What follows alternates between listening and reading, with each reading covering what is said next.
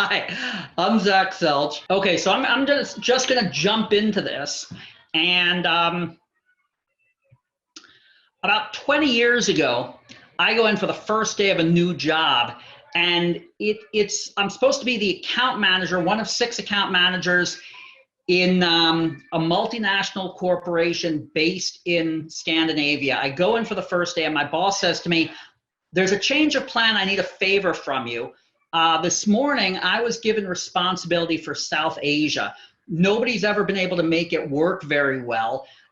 We've been trying for years. We've had 7 different people in that position. Nobody's made it work, and it was thrown on my desk. I need to find somebody to do it. If you'll take this job for 2 years, no matter how badly you screw it up, I'll give you your old job back as the account manager. But if you do well, I'll give you the UK as a reward.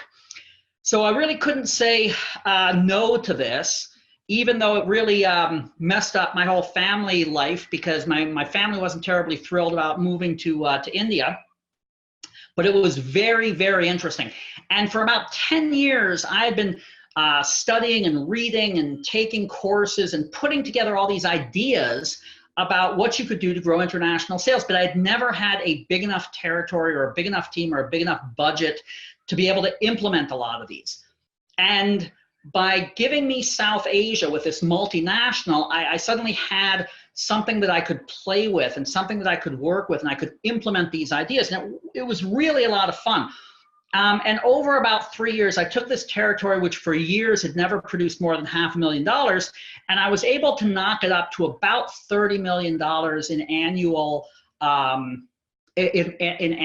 revenue. And that was really, really helpful for me in terms of learning that what I wanted to do actually worked. So let's jump ahead 5 years. And I've gone to work for a mid-sized manufacturing company in the Midwest. And I'm having my first annual review with my boss, the CEO. And he says to me, "Zach, I hired you to grow sales.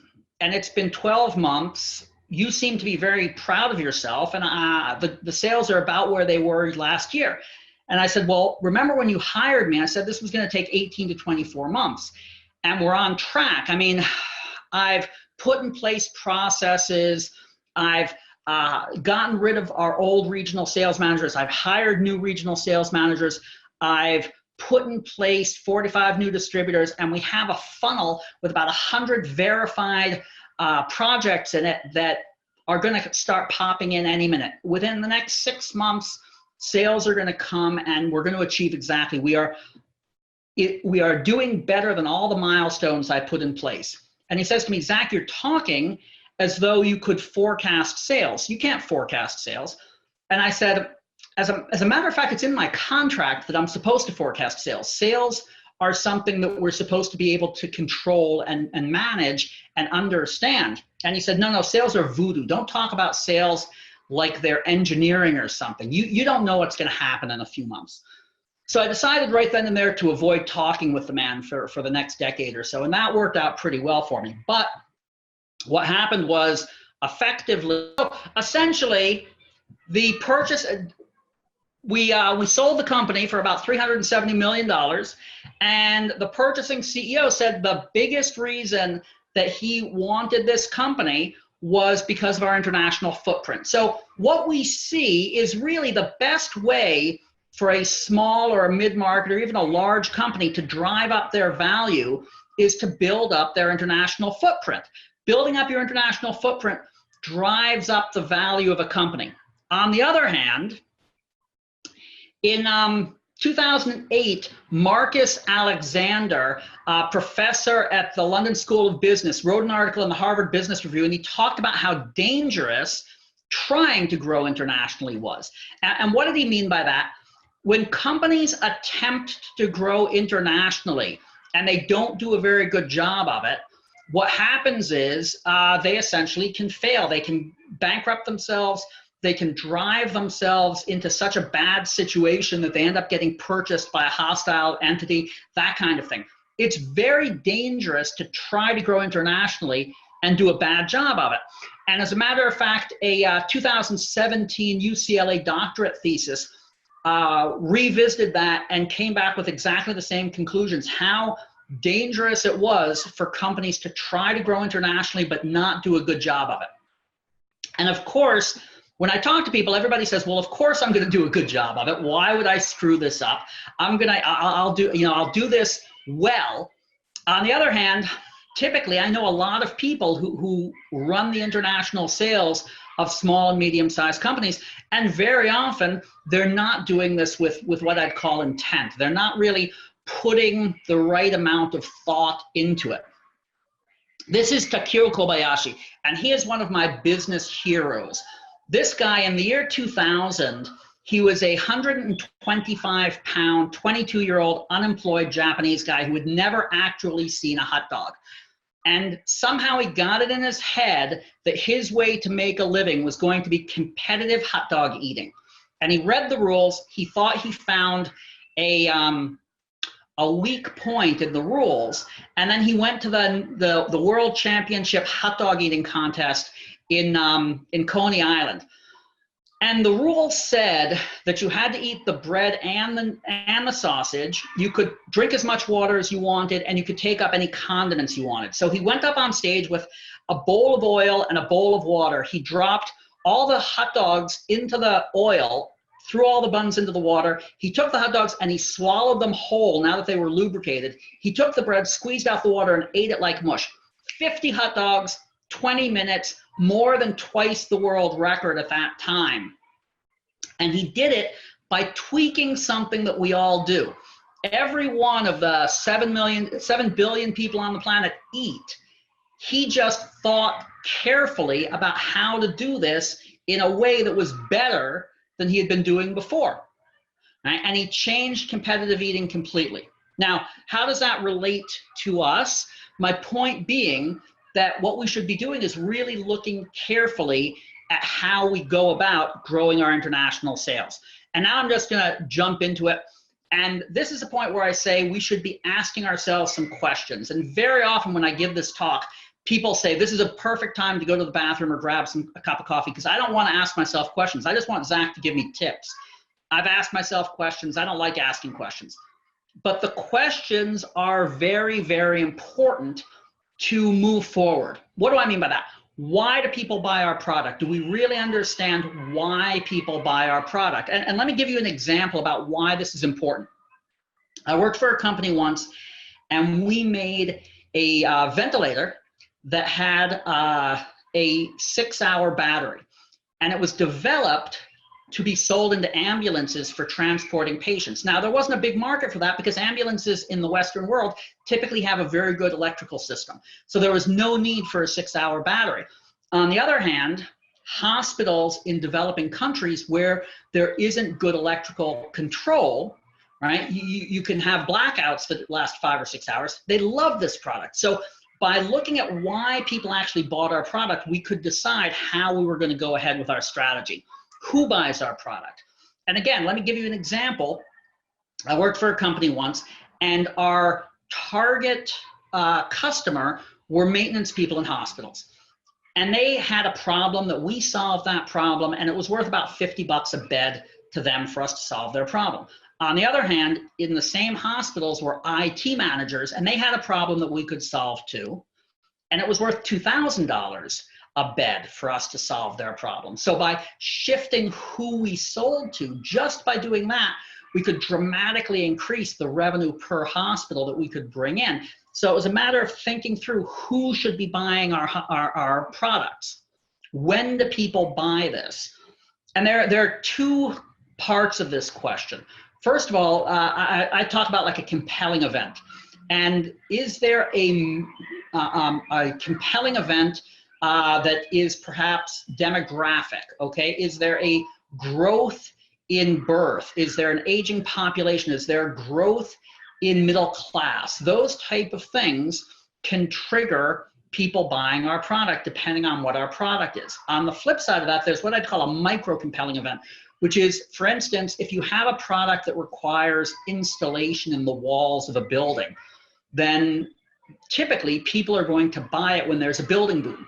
So if you know that there's a plan to build 25 hospitals in Nigeria over the next 3 years, that could be a good market for you. If you know that there's a plan to renovate 15 or 20 hospitals someplace or something like that, these type of things can trigger a good market for you. So understanding the questions about this help you choose your market, help you move forward. And what do you want to achieve?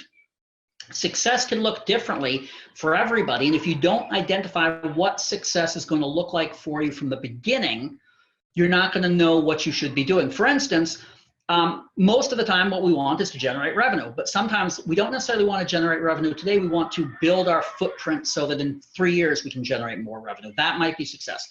I also worked for a company once that was being attacked by their biggest international competitor, and what they wanted was really to take the battle overseas, so that they were giving stress on the competitor as opposed to the competitor coming to the US. And we did that very successfully. And then after that, we looked at generating revenue. So there are different things, and you should know what you're trying to achieve before you start. Now, let's think about how we choose countries. And if I were just to pull names of countries out of a fishbowl, or I were to throw darts at a map, you'd probably think I was crazy. But frankly, most companies don't use a better system than that. Typically, people are choosing countries either because somebody approached them at a trade show, or somebody wrote to them and say, hey, I'd like to buy your product. I'm from Belgium. Can you sell to me? And on the surface, you would say, well, that's a great idea because we know there's a customer, right? There's a customer, he reached out to us, we know there's a market. But you don't know if there's more than one customer. You don't know what the long-term potential is. Letting somebody else run your strategy is always a mistake in this case. Now, the other part of that is, I know a lot of companies, I'll talk to somebody else, say, well, the first countries I'm going into are Japan, Italy, and France. And I always say, if that's the case, he's going to fail, because there's no product that the most obvious 3 first markets are going to be Japan, Italy, and France. Probably his wife said, hey, let's take a vacation. And he decided it would be a good idea to do business in those countries. I've seen this over and over again. I worked for a company once. When I came in, the guy before me had gone and he had spent literally about $1 million trying to get into two specific markets that weren't very good markets for the product.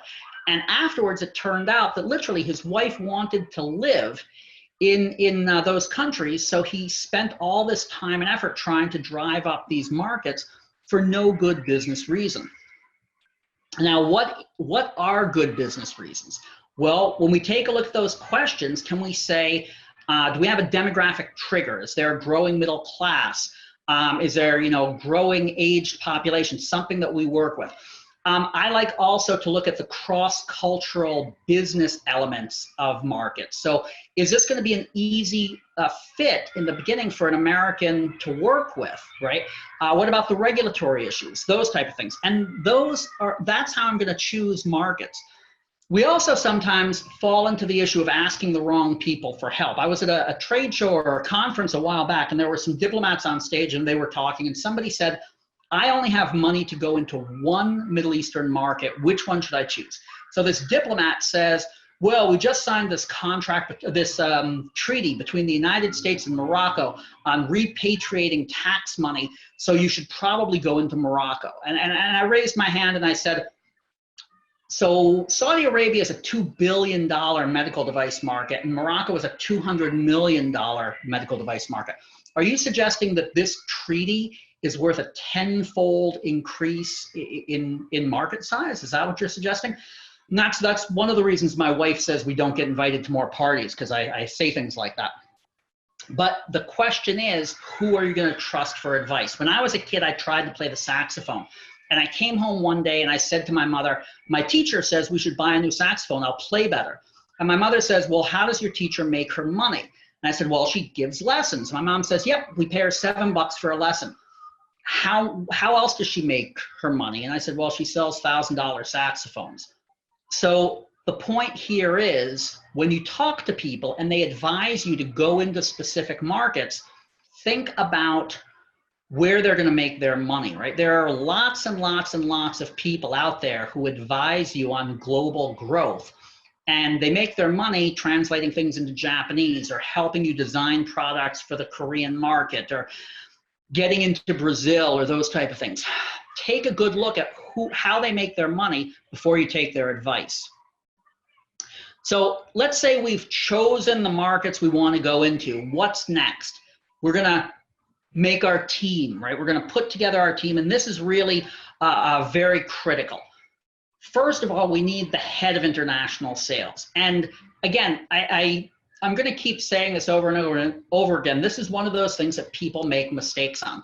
And I've met heads of international sales who really had no relevant experience. I met a woman recently who had been a waitress in Italy for a couple of years during college.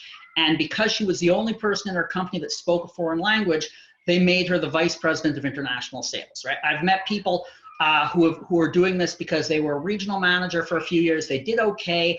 Their wife is Vietnamese, so boom, they made them the head of international sales, that kind of thing. What's important in the head of international sales is that they know how to sell, because this is a sales job, and they have to understand how to work in multiple markets, okay? Because you don't know where this is going to go. The fact that somebody is really good at selling to Mexico doesn't make him a good global sales leader, right? You need somebody who can sell in multiple markets. And frankly, whether or not they know your product is almost irrelevant, in my opinion. And I'll tell you why. You can always teach somebody. There's no product in the world that is too difficult to teach or more difficult to teach than teaching somebody how to run international sales. So if you get somebody who doesn't know how to do international sales but knows your product perfectly, you're screwed, right? You can always teach somebody about your product. If you can't get them to know how to sell internationally, globally, and figure it out, it isn't going to work. The next level of people are going to be your regional managers. And we have a tendency to say, hey, let's hire somebody who's like us. As a matter of fact, there's a saying by a really great guru, management guru, who says, well, hire for culture, don't hire for a task.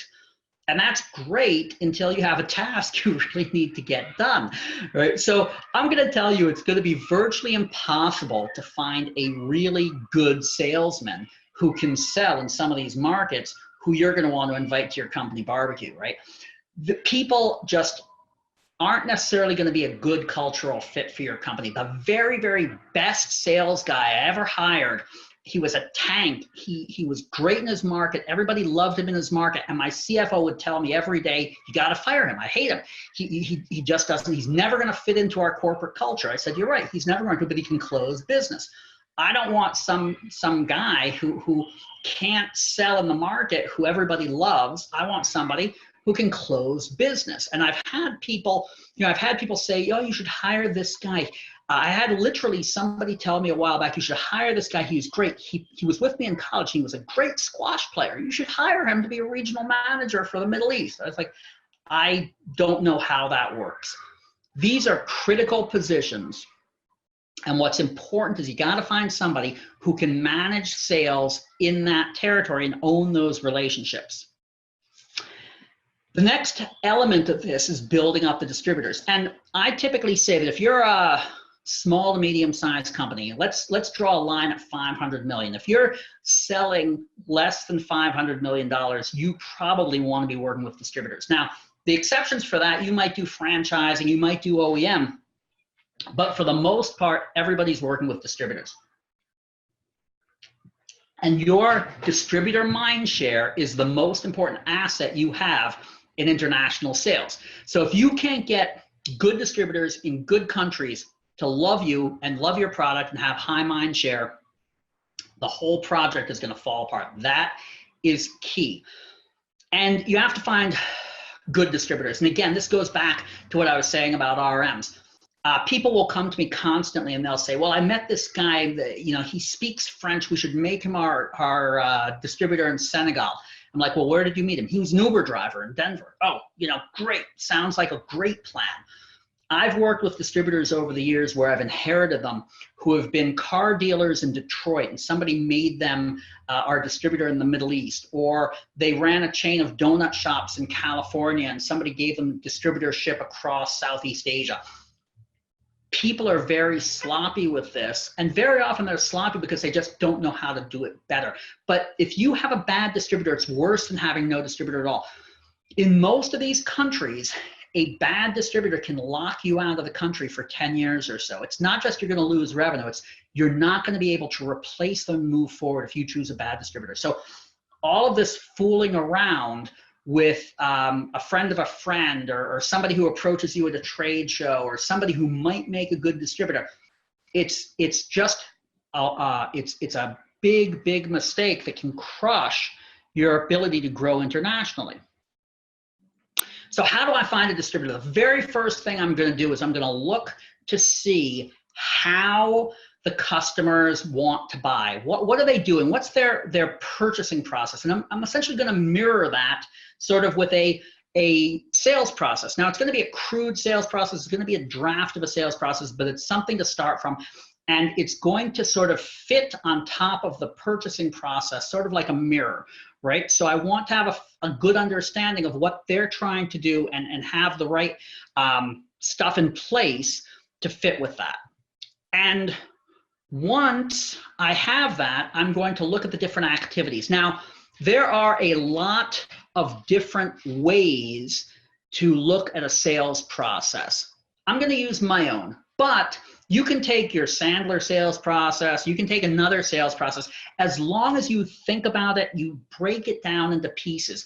The way I look at it is there are two main elements of activities in a sales process: building trust and helping the customer internalize that we can solve their problems. And then there are two secondary: finding customers and the delivery. And what I mean by the delivery is everything that has to do with shipping the product, making sure the product is installed correctly, after sales service, getting payment, all those logistical and administrative things. And what you have to do is basically then look at your sales process and say, what am I going to do at headquarters? What is my regional manager going to do? What is my distributor going to do, right? And what can I possibly outsource to agents or to consultants or stuff like that? So I have pieces of this that are involved with finding the customer. I have pieces that are involved with building the relationship. I have pieces that are involved with helping the customer understand my product. And then I have pieces involved with the delivery. And some of them are going to be done by headquarters. Some of them are going to be done by the regional manager. Some of them are going to be done by the distributor. Some of them I might outsource to consultants or that kind of thing. But once I know now what I want from the distributor, then I can figure out what that profile of the distributor is going to be. And I always look at a distributor like a triangle, right? So there are three elements. There are the competencies, and that's what I was talking about just now. What do I want him to be able to do? Then there's the focus and the bandwidth. And by bandwidth, I mean how many salespeople can he put in the field, and focus, how focused is he on my product? So I might have a distributor that has 6 products, or I might have a distributor that has 1,000 products. I might have a distributor that has 1,000 salespeople, or I might have a distributor that has 6 salespeople, right? That balance between focus and bandwidth is going to give me the right number of boots on the ground. And I'm going to also figure out what I'm looking for in a market. So let's say I take a look at a market and I say, well, there are 200 potential customers in this market.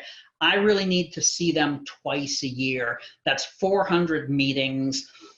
You're looking at about the ability to do 200 meetings a year. So I need essentially 2 full-time people from the distributor organization selling my product to cover. That would be adequate bandwidth to cover this market. And then I take a look and I say, well, can you give me people? You're probably not going to give me 100% of 2 people. Can you give me 25% of 8 people? Okay. And the reason I'm looking at this is going to, first of all, help me evaluate the distributors. It's also going to help me dictate what I want. I'm going to actually put this right in the agreement so that we're clear from the beginning what I expect from the distributor and what activities a distributor should do in order to achieve what I'm looking for. And I'll tell you this, you can negotiate focus, you can negotiate competency. What do I mean by that? You can say, well, I need somebody who is focused on my product. You can say, you don't have anybody who fits what I need right now. You have to either hire somebody or train somebody. Bandwidth is very difficult. If they don't have enough bandwidth, essentially without going out and finding financing to build up the size of their company, they can't build bandwidth. So that's the one thing you got to remember is you can negotiate focus and competency. You really can't negotiate bandwidth. So at this point, again, I know a lot of people are thinking, okay, Zach, you sound like you're sort of full of crap. I have enough problems finding somebody who's willing to sell my product. I'm not really looking at finding the very best person. It's too difficult. And here's what I'm going to say. I understand that completely. I was actually talking to a woman this week at a trade show who's been doing this for about 10 years in international sales. She considers herself an expert. And she said, well, really, the only way to find distributors is to come to a trade show and wait for them to come find you. It's all about luck. And I just about blew my head. So I have been dealing with distributors for about 30 years. I have onboarded between 750 and 1,000 distributors over the years in more than 100 countries. Less than 50 of them did I find randomly because they approached me. And I don't think I've actually dealt with anybody like that in about 25 years, okay? I go out and look for distributors. Now, I could talk a long time about this. I don't have that much time, so I'll throw out a couple of ideas. But here's the thing. So once I know what I'm looking for, right, I know the profile, I know what they should be selling, right? So I can reach out, I can find a manufacturer that it makes sense that this distributor will be selling their product, and I can look, I can call the distributor up, and the manufacturer up, and I can say, you know, do you mind telling me who your distributor is in Saudi Arabia?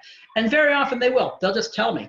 If not, I can find it on their website. If not, I can call the commercial attaché and I can say, hey, can you tell me who the distributor is of this product in that country? And they'll typically tell me. And if not, I can usually find a catalog from an old trade show that will show me who the distributors are of the different products, right? So those are some ways. Another thing that I'll do is I'll reach out to end users. I'll call up an end user. I'll say, I'm not trying to sell you anything. I would like to sell you something in the future. Can you tell me who would be a good distributor to work with? I've done all these things. I've done a lot more than that. But the idea is look for the distributors. Don't do this randomly. Now, finding a distributor is sort of like dating. You have to be attractive to the distributor. If I want the best distributor in Saudi Arabia for my product, I better make myself attractive from his perspective, okay? And think about, you go out on a date with a woman and you tell her about what your buddies like about you. That might not get you anywhere. But if you talk from a perspective of what a potential female mate or a potential wife might find attractive about you, that might help you out. Same thing with a distributor. What does a distributor care about? They care about profitability of the product, they care about ease of selling the product, and they care that you are not going to try and screw them over. They want trust. Trust is very important. So what you want to do is you want to build your pitch around why this is going to be profitable for them, why it's going to be easy for them, and why they can trust you. Now, I borrowed this chart, I adjusted it slightly from Simon Sinek. And it's about trust and product profitability. And here's the thing. No matter how good the product is, if you're not trustable, they're not going to buy the product, right? The distributor isn't going to want to work with you. For a distributor to put effort into selling your product, getting your brand out into the market, etc., and then you turn around and stab them in the back, they lose money, they lose face in the market. This can be catastrophic for them, right? If they go into their biggest customer and say they represent you, and then 6 months later somebody else comes in and says they represent you, your distributor looks like a fool in front of their biggest customer, okay? So what they want to make sure of is that they can trust you. And every single international distributor has been screwed over by an American manufacturer. And they don't know you, right? What happens very often is you say, well, I'm the biggest company in my market in the US. Everybody knows me. We've been around 100 years. Nobody knows you in Saudi Arabia or Germany, Brazil. You are completely unknown. So what you have to do is you have to show them why they should trust you. From my perspective, I typically say to people, look, we have a policy in the company of not selling direct. We have a policy in the company of only working with one distributor. My personal history shows this. And what I tell people, I say, go on LinkedIn, find 50 distributors from my contacts in LinkedIn, reach out to them, ask any of them if I've ever screwed them over. Now, my reputation as a international sales manager who hasn't screwed over a distributor is extremely important to me. I tell my companies it's an asset to them, it's an asset to me. If you go around screwing distributors, you might as well get out of this business, both from a company perspective and from a personal perspective. It's all about trust. Once I've pitched to my distributors, I've gotten them interested, what I'm looking for is really to get the best. So I'm going to look at the bandwidth and the focus and the competency, and I'm going to matrix this out so I can look and say, okay, where exactly is the best combination of these three? Who's the right partner in this market? And I will very often mix it up. And what do I mean by that? Like I could have a very small bandwidth partner in one country and a very large bandwidth partner in another country, because I don't like to put all my eggs in one basket, okay? So I might be looking at multiple models as I work, but this is what I do. I want to, after interviewing distributors, and I'll typically interview between 3 and 20 in any one market, I'm gonna then put it down on a form like this. Once I have my distributor, how much guidance do I give them? And this is, again, one of these things people argue about, because very often people will say, well, a distributor is an independent entity. He's an independent businessman. You can't tell him what to do. And I'll tell you something else. Virtually every distributor I've ever worked with is richer than I am, right? They're very successful people. A good distributor is rich, right? They've done very well for themselves. And sometimes you'll go to a distributor and you'll say, you know, I want you to do this. I want you to do this. And they'll say, hey, Zach, how big is your boat, man? Because I have a 45-foot boat. Why are you telling me what to do when I have a 45-foot boat and you don't have a boat, right? It's hard to argue with that.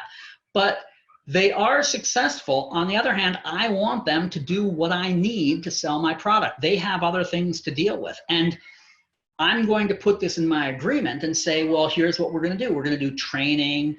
I want this type of coaching. I want these type of people.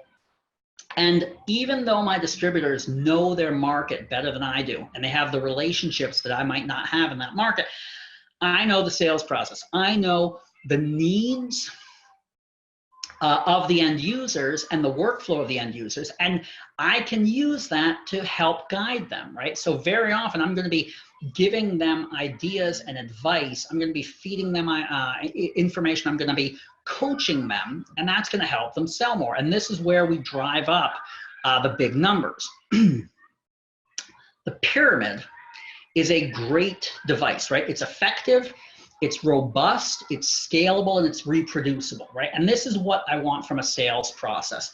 People will come to me and they'll say, well, you have to have a different sales process for India or from Brazil or for China. And I don't see it that way. I want the majority of what I'm doing to work for all the different countries, right? I want to put together a sales process that is going to work for most of the places I work with, right? I don't want to have to design a special sales process for Myanmar, for Belgium, right? At the end, it's not going to be cost effective. And if I know the customer's workflow, I know what they need, I know where my benefits are and where their needs are, I can help. And over the years, I've helped most of my distributors over and over again by coming out and saying, well, here's what you should do. Here's a good way to find customers. Here's a good way to do this presentation. Here's a good way to work in this way. And by giving them these informations, again, I become more and more valuable. I make it easier for them to sell the product. I make it more profitable, and they trust me more. So all these things add up. Let's talk briefly about some of the tools that I use. First of all, like I mentioned, pitch, right? I have to have a good pitch to the distributors, and that pitch has to include profitability, ease of sale, and they can trust me, right? Key. The agreement. I am not a lawyer. I'm not giving you legal advice, but here's what I think about these agreements. Typically, we put together a 40-page agreement. None of it is relevant, okay? I have never seen a situation where an American lawyer gets on a plane, flies to Congo, and sues the local distributor over breach of contract, right? Typically, if things don't work out, what you want is a clean separation. So you need the agreements, but people forget to put in what's really important, right? What people do is they'll say, well, I want to see $500,000 in sales, right? I was talking to somebody recently who, what they put in their agreement was, you know, you're going to give me a $1 million purchase order. So he was very proud of himself. He's like, yep, we got a $1 million purchase order in the agreement. I said, did you get the purchase order yet? He goes, no, but it's in the agreement. So I said, well, what's your remedy if you don't get the purchase order? And he said, well, what do you mean? It's in the agreement. I said, but you don't have the purchase order in hand, right? He goes, well, no. I said, so let's say you don't get it. He goes, well, no, it's in the agreement. So I said, let me see the agreement. I looked at it, I go, let me tell you what the remedy is. In 365 days, you can terminate him, right? You can't sue him. You're not going to get your money in any event, right? If he decides he doesn't want to buy this, all you can do is terminate him, but you can't terminate him for 365 days. So he's locked you out of the market. He is your exclusive distributor for a year, and he isn't giving you anything for a year. Maybe he'll give you this purchase order, maybe he won't. What's the alternative to this, right? What I like to do with an agreement is basically say, okay, this is what I want from you. In 30 days, you hire a sales manager. In 60 days, that sales manager has been trained. In 90 days, I start getting weekly reports that tell me that you're doing the activity that we talked about, that you're going to go to these customers, that you're going to do this. And every quarter, we're going to do a quarterly meeting. Every year, we're going to do an annual meeting. You're going to send people to the different trainings, and you're going to participate in trade shows. This is all in my agreement as an annex. Okay, and the reason I put it in as an annex, so I don't have to deal with lawyers with that, right? So I have the agreement, and the agreement says, if you want to stay my distributor, you have to agree to the terms in Annex B. And I put all of this in Annex B, an LOI. So I meet a distributor, I give them a 40-page agreement, and they go off with their lawyers for 6 months to talk about it, right? And nothing happens while that agreement is being discussed. So what I like to do is I use an LOI, a letter of intent. It basically, I have it on my phone. As soon as I decide who my distributor of choice is, I send them an LOI and I say, basically what it says is, I want to work with you. This is what we do. This is what we expect from you. We're going to give you a month to go over the agreement and sign it. In that month, I'm not going to talk to anybody else. If you should make any sales or move anything forward during the next month, this is what you're going to get out of it. And basically, it's a simple one-page agreement. And people, as soon as they get it, they start selling because they know they can trust me. They know that they're covered and they're going to get compensated for the work they do. So the LOI is something I sort of thought up a few years ago, and it's been very, very effective for getting distributors moving and not waiting till all the lawyers do their stuff. Playbook. Basically, I want to take every little piece of that sales process, everything people should be doing, and put it in a playbook so that I can teach them what I want them to do. And typically now with the technology, I put this online so that we can update it, and I don't have to worry about what version anybody has or anything like that. It's very easy to get. Another element that I put in a playbook is all the different day-to-day administrative things that people get. If you take a look at what your regional sales managers are doing with their time, they're spending hours every week answering administrative questions. Distributor says, well, remind me, who do I talk to about getting my demo fixed? Remind me, who do I talk to about checking on my LC, etc. So if you put that in a playbook, They don't have to reach out to you. They have that information handy and they know where it is. It saves a lot of time, making more available selling time for your regional sales managers. Training videos. I do a lot of sales training. I think sales training is very important, and also it can't be just done once and never again. It has to be routine. But since all my distributors are spread out all over the world, I found training videos are really helpful. So I do a training video. What I do is I have a couple of dozen 3 to 7 minute training videos, and they cover very specific things. So a very specific part of the sales process, a very specific part of my deck, answering a specific question, asking questions, all that. And we give that to the distributor salespeople, but we can also use that as a coaching tool. We can send that out and say, hey, I noticed next week you're going to go visit a customer of this profile. I'd like you to watch these 3 videos, and then let's talk on the phone before you go to the meeting so that you're prepared for this. It's a very, very helpful tool. And the funnel. I want to get information in a uniform manner from everybody in my market. And what that basically means is I use a funnel system. I input that funnel into my CRM, but it's designed based on the different elements of the sales process. And basically, I want to know every sale that's going on with every salesman or salesperson around the world who's selling my product. They're going to feed their information into the regional manager. That regional manager is going to feed it into me. And then all of our activities, my call with the regional manager every week, the regional manager's call with the distributors, the face-to-face meetings we have, everybody's going to discuss things with a common language using my funnel system so that I know. And what I'm able to do is then I can go and basically say, well, as of today, we have $12 million worth of weighted projects in our funnel for coming up for the next quarter or something like that. And I know exactly what's going on. Everything is down, not necessarily in my head. It's all in the computer, so I can find it. It doesn't get lost. So these are some of the tools I use. There are a lot of other tools I use, but these are the main ones I use for managing the market. And this is our job, chasing around the distributors, managing the distributors. It's not all about fun. At any given time, a lot of distributors hate me. I had a distributor who had been working with a company I joined. He had been working with them for about 30 years. I came on board and I wanted him to change things. I pushed him and he hated me in the beginning. He complained to the CEO. We had a lot of friction. And after about 3 years, he really loved me. Why? Because his sales increased by about 300%. The value of his company went up, right? He was in a position to sell his company if he wanted to and give money to his kids so he could retire if he wanted to, right? And so in the beginning, he hated me, and then he loved me, and we've been friends for 20 years because of it. The nature of our work is pushing and stretching and leading our distributors to get the best work out of them, whether they like it or not. And you got to keep that in mind. It's not a popularity contest. It's not fun. I'm going to talk very briefly about one last subject, which is also very controversial, product.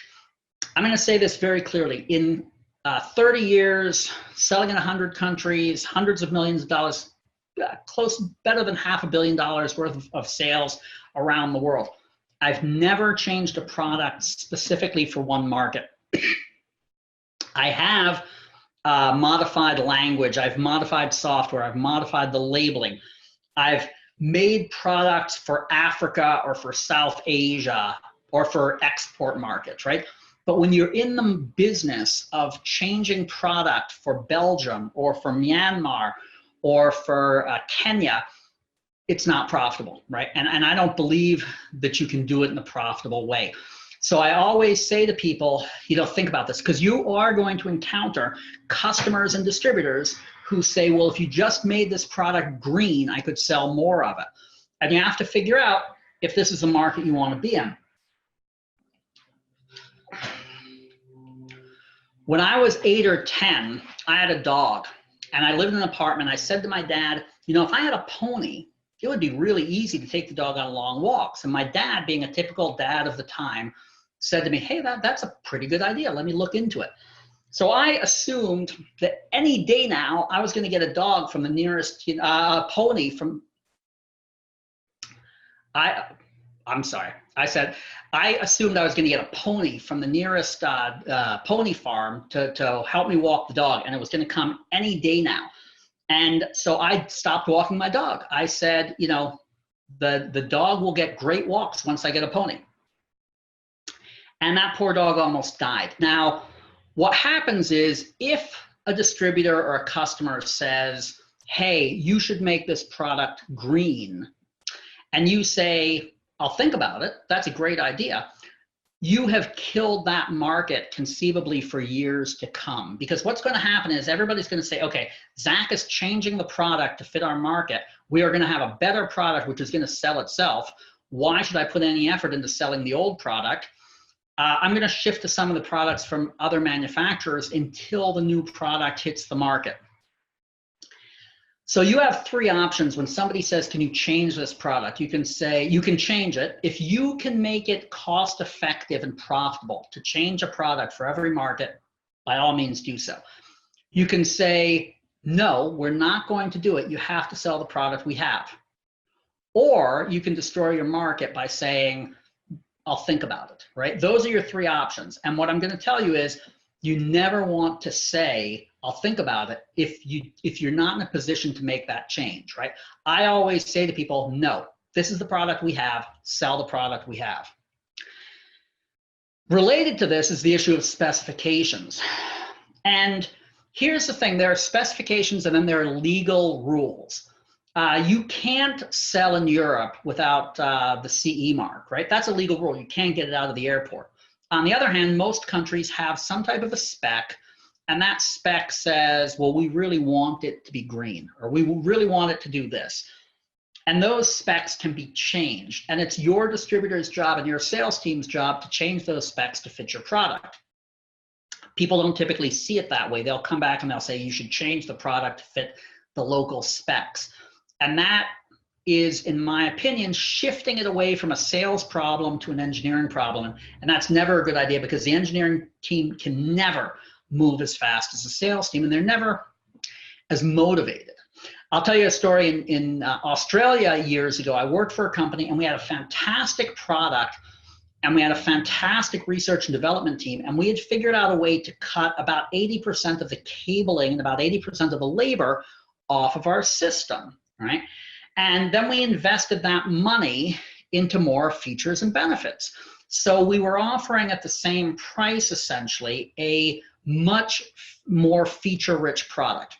Now, there were two local manufacturers in Australia. They got together and they set specs in the market that basically said we couldn't not use the full amount of cable, right? Even if it was redundant, even if we just had to roll the cable up into a ball and leave it there, we had to do it. And that's what we did for years, which essentially negated our benefit. We now didn't have this price benefit and we were selling at a higher price. So I said, when I came on board and I saw this, I said, change the specs.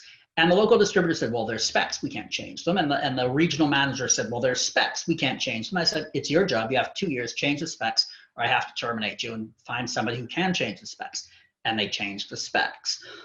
By framing it as a sales problem and not an engineering problem, we solved the problem, right? You can't go around saying, well, we can't sell in this market because somebody doesn't like a product like ours, right? You have to find a way around it. And it's sort of like the Serenity prayer. You have to figure out what you can change and work on it. You have to figure out what you can't change and try and bypass it. And you have to understand the whole picture, have the wisdom to know the difference. So I've essentially tried to put together about 30 years of experience into about 50 minutes. And hopefully you have some tips that you can use tomorrow to increase sales. I hope you find this beneficial. So you have essentially two options. You can say, I heard this talk by this guy who looks like Santa Claus with a pocket square. He was sort of wacky. Seemed like a waste of a lunch hour.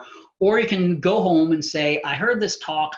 There was a lot of stuff I could use. I'm going to implement it and I'm going to grow my international sales. I'm going to increase the value of my company. I'm going to build my career. I'm going to really drive things by working with intent and not just letting random things pull me around the world again. And that's your choice. So that's about it. I'm going to open this up for questions.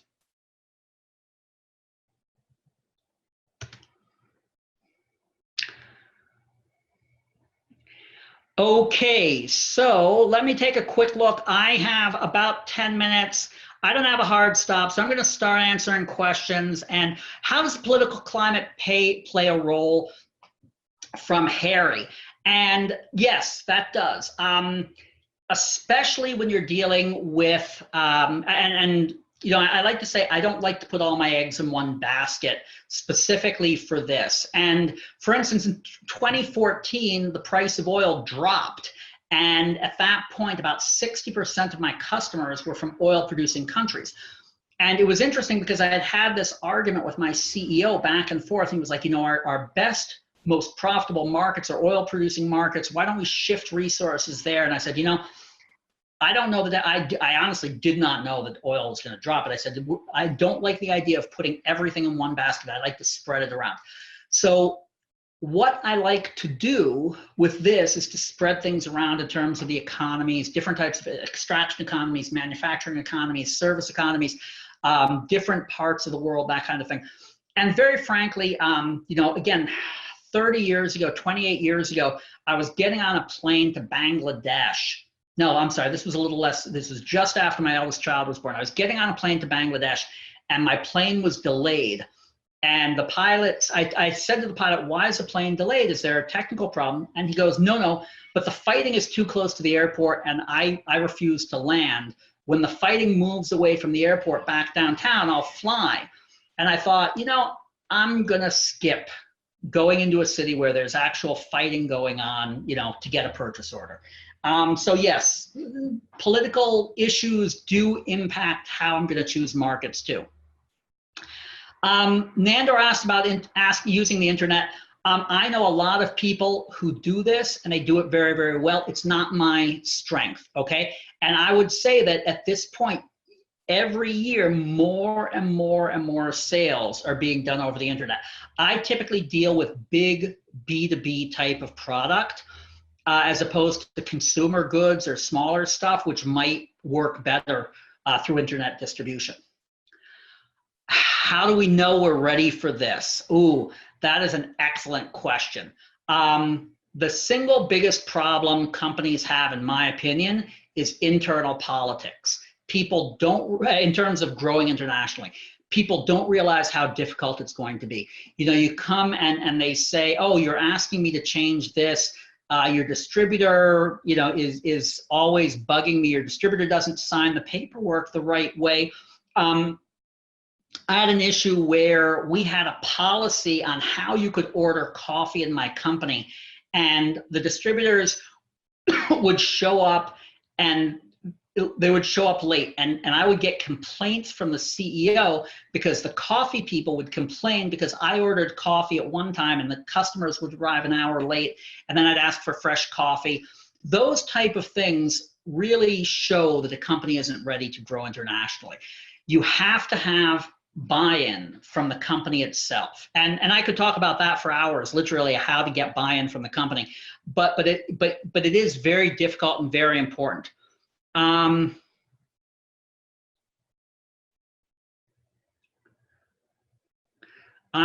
just a sec. Okay, this is a great question. Working with a distributor means the customers belong to the distributor. That is correct. Now, the thing is, you can, first of all, you can develop a relationship with the customer, with the end user, but the bottom line is in most of this, you're never going to have the level of relationship that the distributor is going to have, and you can't afford to have that level of relationship. And by that, I mean, okay, let's say you have an African regional sales manager, okay, and there are 25, 30 cultures in Africa. Your regional sales manager isn't going to belong to the exact same culture as all of his customers, where his distributor might. So you're borrowing, you're effectively renting the relationship with the customer that the distributor has. And you have to understand that. And that's just part of life. And I know that might sound defeatist, but I've been very, very, very successful working on this model. And what I've seen is sometimes people say, well, I have 100 deals in my funnel. Now's the time to go direct. What they don't realize is as soon as they try to take those deals out of the funnel, they disappear because they belong to the distributor, okay? So this is what a partnership is all about.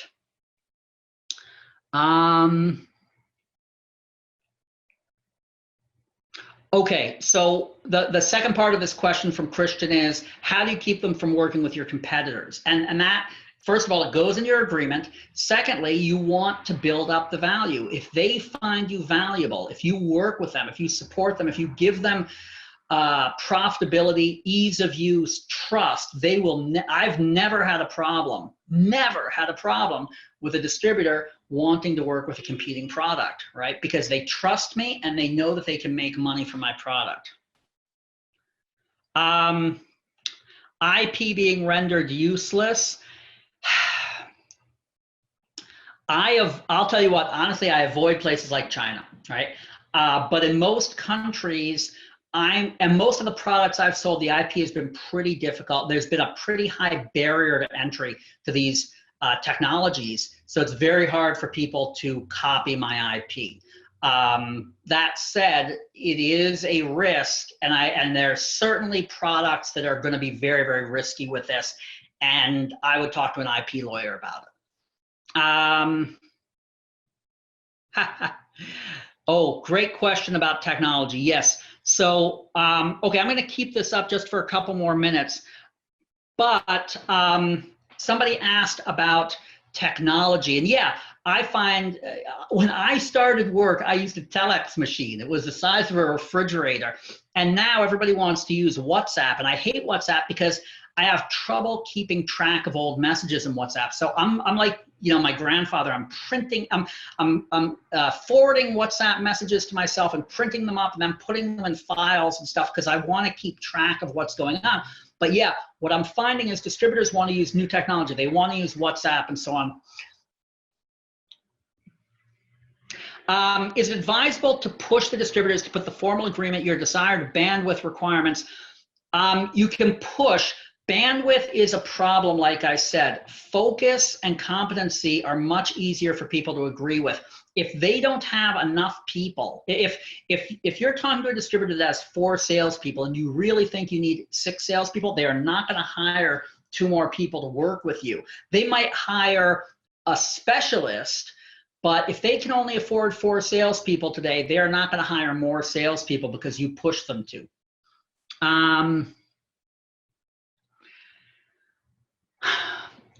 Just a second. I'm going to take a couple more questions. Okay, I'm going to do 2 more questions. Sustainable global sales, that's a great question. I am a Gen Xer. I do my best, but I really, I'm not very good at speaking this talk of millennials and Zs in terms of that kind of thing. But I think the idea of being able to say, yes, we have a product that is, you know, does fit your political goals is great. But that isn't, again, not my forte, not my strengths. About salespeople, you know what, Stefan? Reach out to me on LinkedIn. I have a whole series of essays about hiring salespeople, but typically LinkedIn has been very, very good for me for finding salespeople. And typically what I do is I'll put out a request, I'll get a bunch of resumes, I'll do telephone interviews, and then I'll get people in one city to do face-to-face interviews. And that's typically what I've done. But I used Monster about 10 years. The last time I used Monster about 10 years ago was pretty successful. Last year and 2 years ago, I used Monster. It was a disaster. LinkedIn has been very, very good for me for finding salespeople. Okay, I think that we are going to draw this to a close. Thanks a lot.